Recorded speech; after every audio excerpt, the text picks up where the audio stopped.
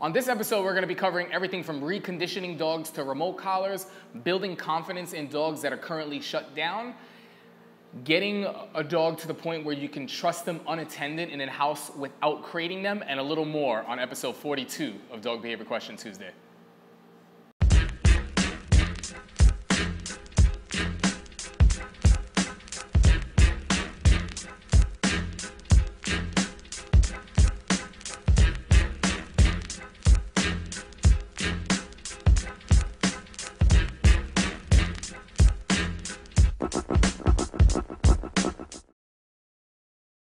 Hey guys, what's going on? I'm Blake Rodriguez with Dream Come True K9, and this is episode 42 of Dog Behavior Question Tuesday.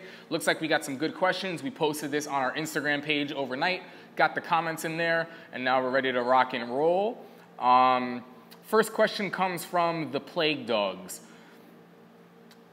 My service dog came from a previously abusive situation where a shock collar was misused as well as physical abuse. But I'm having difficulty in getting her to become confident that it's all right to pick up objects, hold them, retrieve them, etc. What would you guys do for this? It's taken a lot of work, but she's finally begun to take objects, finally. She was corrected or shocked for picking up and playing with smaller dog toys.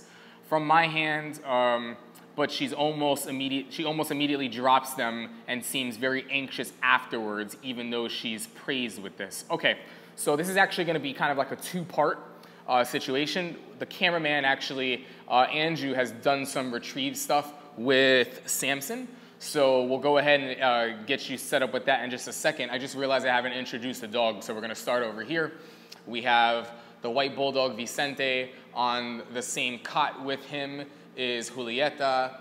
We have Charlotte over here. We have Soko over here.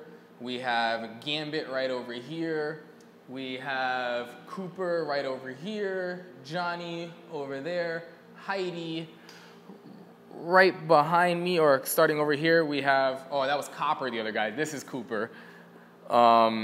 Echo. We have Samson, Maxwell.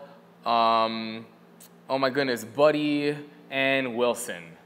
So nice little group. Is this everybody from downstairs? Yes. With the exception of Dizzy, who just took off, right? Okay, cool. So a couple things. The first thing that I'm gonna suggest, and this is gonna help to make the second part of what Andrew explains and gets into easier for the dog to grasp and understand.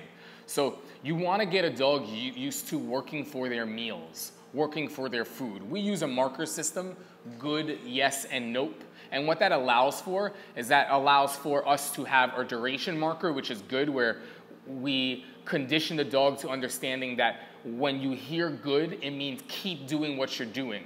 You're one step closer to getting your yes. So once that's a conditioned response and the dog knows, let's say if we're having him hold a place or hold it down, I can good, bring food to you, good, bring food to you. The dog understands that good means keep doing what you're doing. You can eventually transfer that to movement, or in your case, transfer that to the dog has something in its mouth and you mark it with a good. Good has to have meaning first. So what we suggest outside of retrieval work, get your dog used to sending them to place and yesing them, sending them to place, yesing them, sending them to place, gooding them, down and yesing them, down and yesing them, down and yesing them, where they release, down and then gooding them.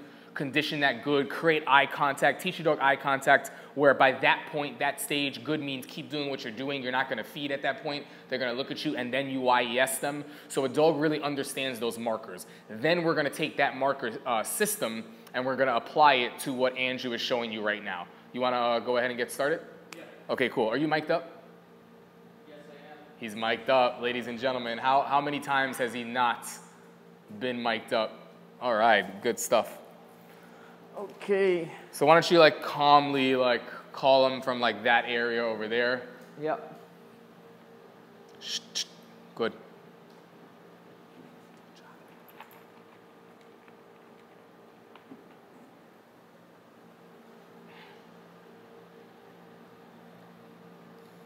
Samson.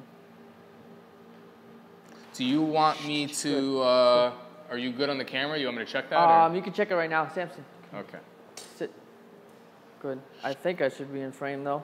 I'm gonna be on my knees, so. You got Soko hype. He almost went after me. Yeah, you look pretty good. Where's the zoom out here? It's all the way zoomed out, wide lens. Okay, cool. All right. So I'm gonna get a little closer.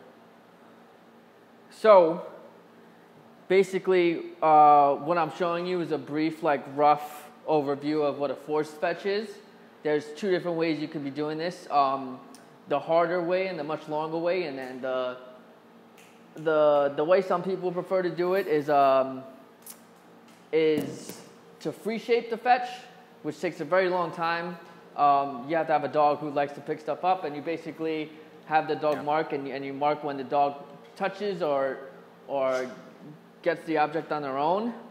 The way a lot of sport dog people use it is a force fetch. It's a little bit quicker and simpler, and what you use is negative reinforcement and positive reinforcement to mark the dog's behaviors. So you're gonna have a relatively light and easy thing for the dog to grab onto, and you're gonna force it in their mouth. Samson already knows this, and he's been fed for it, so he wants to do this. He didn't want to do it originally until I taught him that you get fed for doing this. So he wasn't a dog that wanted to fetch stuff. You put it in the mouth, you have them hold it. Actually, what you do is show them. I think it's important because there's some people that will teach this force fetch. Well, first of all, the name I think isn't very appealing.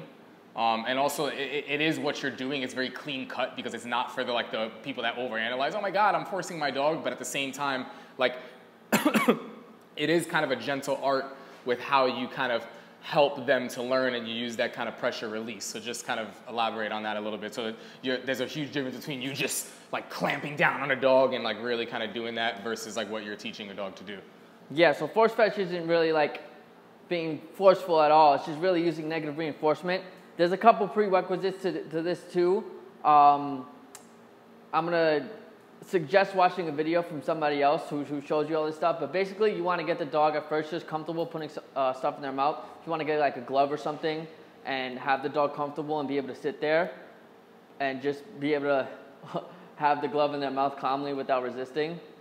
And you would mark that with the yes and give them food. But once they're comfortable putting things in their mouth, you put pressure on the lead. And if you want to like entrap them on like a treadmill or something so they can't go crazy, that would help too. But you put pressure on the lead, you put this up to their mouth, yes.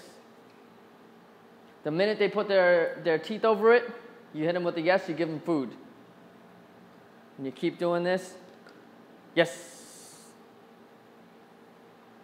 Lots of repetitions of this. Once you feel like the dog has the concept down and they want to put their mouth over it, what you do is you try to start getting them to hold it. This is where the good marker would come in, or you would just delay the yes.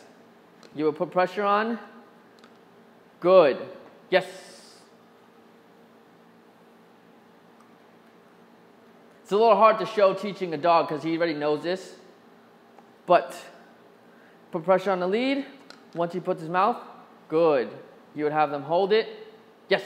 So notice how Andrew's kind of not like letting the object go fully. He's like kind of still cupping it so that the dog is holding it, hasn't fully released it, you know, but he's also not like putting the full weight of like the object in his mouth unless he was ready for it.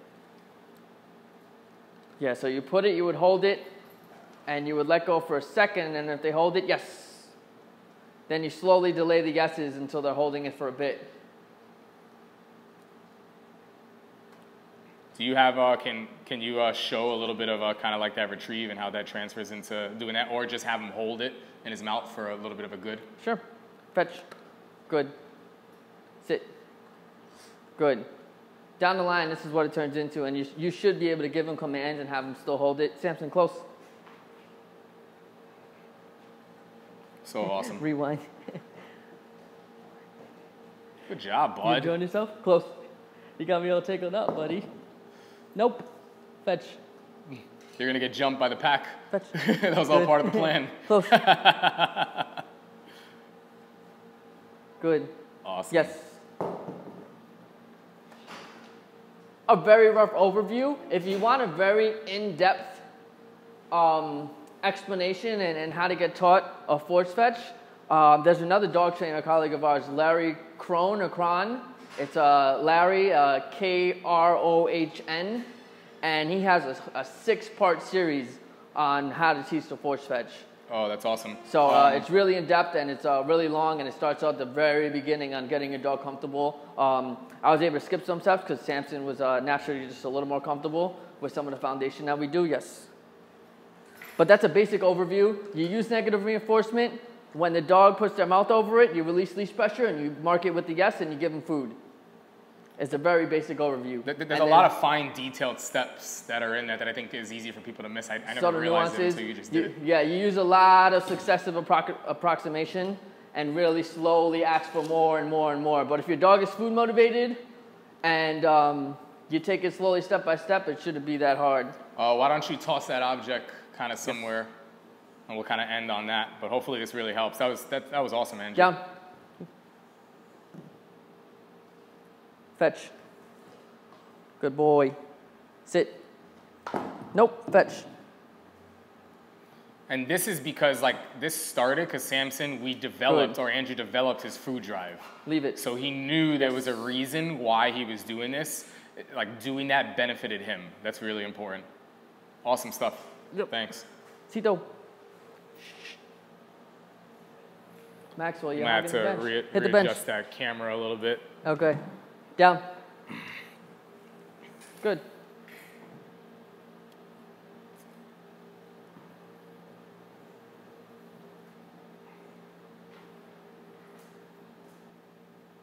All right. So, next question. We got to catch up here. Bounce me out here.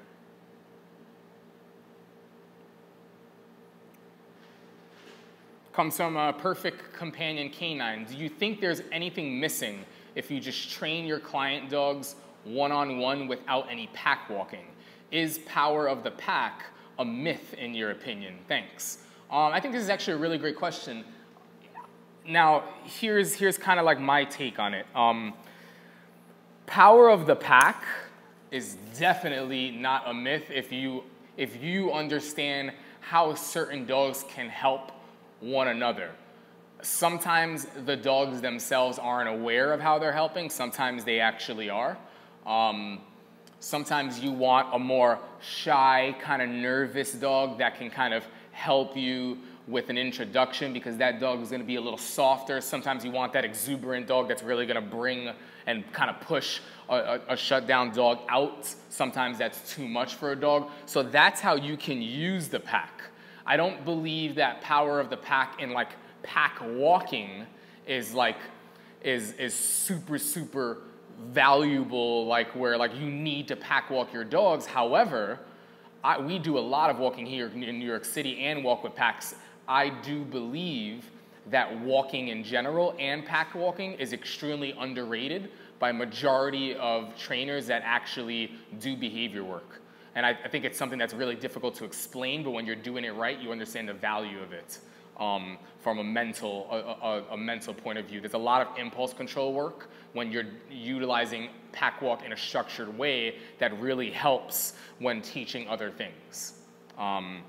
So it's not the end of the world. You can definitely, like, there's some dogs that we train without like taking them on pack walks as a part of their like normal routine, but at the same time, was that bothering you, buddy?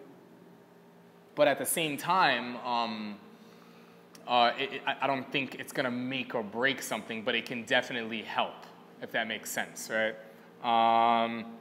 Next question, Carter's mom, 1819.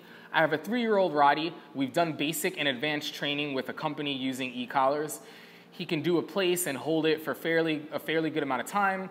He does dock diving at least twice a month. We go running once in a while. And twice a week, he will do detection work and or tracking / weight pulling and weight pulling. Down. My point being, I try to have him a balanced workout of physical and mental things to do, which I've been told is key to a well-behaved dog. I've done all this work, but I still can't leave him alone unrated or unattended when not watched. He is what you call a 99% dog when it comes to this. Most of the time will be good and not get in any trouble, but once in a blue moon, he'll do something to make it so that I feel like I can't trust him alone loose. What else can I do to try to make it so that so that the dog can be in creative for the whole workday? There's a couple things. One, I definitely suggest utilizing the crate in a way where your dog learns how to relax. You want to use the crate as a habit shaper. When you're starting to give him more responsibility, basically what I'm doing with like Maxwell right now, and I believe Andrew's doing the same thing. Maxwell kind of like is our dog. Sometimes he's at the center, sometimes I bring him home, sometimes Andrew brings him home and he hangs out. But because he had a little underlying anxiety, we spent a lot of time when he would come into our house, our apartment, everything was off limits. It was like, you come in here and it's respect, that's where you hang out. Just like when I come into your place, you show me where to have a seat. If we were watching a football game, I would sit on the couch. If we were cooking dinner, I would do this. If I was thirsty, I would ask for permission for you, say I'm thirsty, can I grab a drink, or can you pour me some water? I wouldn't just open up your fridge. So that level of respect and doing that consistently is really important. Once that's a habit, and I've drilled that to the point where the dog knows what to do, I take a step back that when we come in, I don't tell him what to do right away. And as long as he's not hounding me and following me, I might kind of shoo him off, hey, go find something to do, but I've taken away, don't do this, go do this. Now it's, hey, don't do that, do what you want, but I'll let you know when you shouldn't be doing something. So I've given him more responsibility where it's like, I'll let you know when you're doing something wrong, but I no longer need to tell you what to do because you should. And I make sure that the habit that place sets alters the brain. And he's not on place just for a bone, and he's not always doing this and doing that. The problem with doing so much with the dog all the time is that sometimes they don't know how to just do nothing because they're always being stimulated. So you're on the right track and you have a dog that kind of knows what to do. It's just a matter of making sure you can teach him how to just chill and chill while you're around, kind of away from you too. Little by little, you're building up the duration of how long you're away. And also there is a little bit of fair amount of like puppy proofing that you got to be fair with. You want to make sure that you're putting certain things away and that your place isn't like a pigsty where there's shoes and socks and this and dog food's out here and like the garbage is full where you can just get into the lid. You know, you might want to down the road get to a point where you can have whatever out, but at the same time you don't want to be like an idiot about it as well. So hopefully that helps. Dog Trixie, hi Blake, how can we curb the mouthing and playful bites with Ellie, the 6-month-old Australian cattle dog? I understand this is common with them given the nature of the breed. Not too much nipping at the heels, luckily, aka the heelers. I think the big thing is understanding that you have a dog that has a puppy.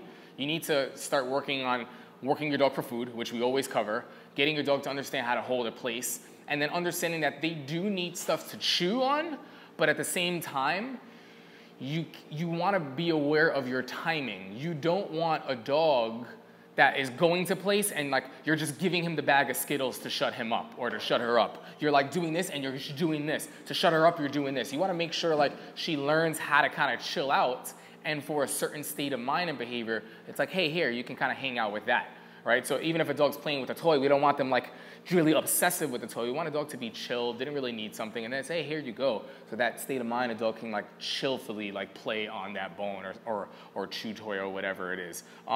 Understand that your dog's a pup. You got to let your dog do puppy things, but at some point we have to begin to define what's allowed and what's not allowed. I'm not preventing you from teething, but I'm telling you you cannot teethe and chew and be silly on these things. It's just flat out not allowed. So there will be a correction. Nope, come over here, do this, relax. I don't want a dog to think that by chewing on my heel or doing this or mouthing me, I'm gonna correct them, place them, down them, and reward them. So a dog goes, oh, in order to get that toy, I do this, she places me, and then I get the toy. So you wanna make sure you separate and you create a little bit of a gap and you're rewarding and giving something for the right state of mind versus what might be happening right now, okay?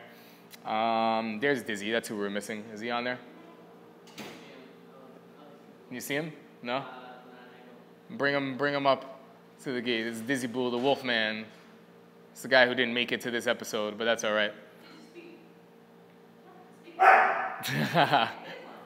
Later. Next question from Jen. We're in Charlotte and sit on the front porch every night. Miles, the Chihuahua Schnauzer, sits with us, but every time someone walks by with the dog, he starts growling, getting alert. If I am e-collar training him, do I give him pressure when he's doing it and say nope? I'm afraid if I treat him once he's calm that he will think he's getting treated for growling and chilling. Well, here's the thing. When you're teaching certain behaviors, you want to like reward. If something's new, you want to reward. But down the road, when was the last time a police officer pulled you over for like doing a good job when you stopped at the street light when it was red? Or pulled you over because when the light turned green, like you went and like it was good. So down the road, like it's just the reward is learning how to hang out and learning how to not get corrected and learning how to like be in a safe environment and kind of do that moving forward. But I would avoid using the remote collar until the remote collar is understood. I would avoid using the word nope until the word is understood in other areas when you're teaching the fun stuff for working dogs for food. That way nope has meaning. And also if I'm going to use the remote, I have to make sure I'm getting a certain response and a dog knows what to do. And there was, I don't know what episode it was, but we drilled that on one episode. Remember when we were doing with the leash? But if like I'm a dog and I'm growling and I'm kind of, and I know that I'm growling over here, I don't want to just like nope, correct the dog and have them kind of feel this and do this, but still be kind of like looking. And then we also have to understand what type of growling it is. If it's like a nervous type of growling, we want to start working toward letting the dog know that like they don't have to worry about stuff. But if it's jerkish growling where it's kind of like really that now it's getting ridiculous, then that has to kind of be corrected also. So there are ways to kind of nope and use remote collar pressure softly where you can pair with the leash and reshift the dog, and then when they want to concern, you can kind of interrupt that and prevent them from really focusing. And then there's other ways when a dog is a little bit more advanced where it could be a little bit higher with the leash or eventually without a leash, that when a dog is doing this and they feel they get called off. But if your dog doesn't understand it and your dog is just looking and feeling this and not really knowing what to do, it's too soon, right? I think it's important to mention, a lot of people think the e-collar is like this magic button that the dog should know what to do to turn it off, when it's like, no, it's like with the foundation, we show them what to do to turn it off and we make it very clear, this is how you turn it off. If the dog is like freaking out and not doing the right thing, we're there to show them really quick. Yeah, exactly. This is how you turn it off. That's the benefit of the leash. Are you mic'd up for that? Yeah, I put it in. My man. All right, I was going to be very upset with you, making me repeat that. So this is the stuff that you guys normally don't hear when I have to reiterate and I do a half-assed job at it. So next is 82, picking wildflowers, 19. What are some ways that I can go about reconditioning my dog to an e-collar? We've covered it a number of times just within this episode. Mealtime. For your food, get your dog working for kibbles. Today's exercise, or for this week, is going to be downs and yeses, downs and yeses, downs and yeses, downs and goods, downs and goods, downs and goods, placing yeses, placing yeses, placing yeses, placing goods, recalls, same thing. And really get a dog understanding that without the remote collar. Get your dog sharp on it, get your dog flying, get your dog happy when it's time to work for food. And then find the remote collar level. When a dog's chilling like this, you're on low, it's a responsible, good remote, not one of those over-the-counter, like where a level 1 on the remote that is would feel like a level 60 on the remote that we use, right? And get to a point where your dog is just chilling out and the remote's on this side and your dog kind of just maybe feels something and you go, okay, that's a level that you feel, maybe turn it down 1 or 2, and now you layer that remote collar over what the dog is already doing. It would be button, place, boom, send the dog, release, yes. Button, place, send the dog, release, yes. Button, down, the dog downs, yes, and do on the release. And we have a lot of periscopes on this. We've done YouTube videos on this and stuff, and I'm sure there's been a couple of examples on previous Dog Behavior Question Tuesday episodes, which is indexed, by the way, on our website under our blog page. Every single question and answer is actually clickable for every single episode, so check that out. Guys, awesome, awesome episode 42. Be on the lookout for the next Instagram post next weekend so that you can have your questions answered for episode 43. I'll see you guys next week.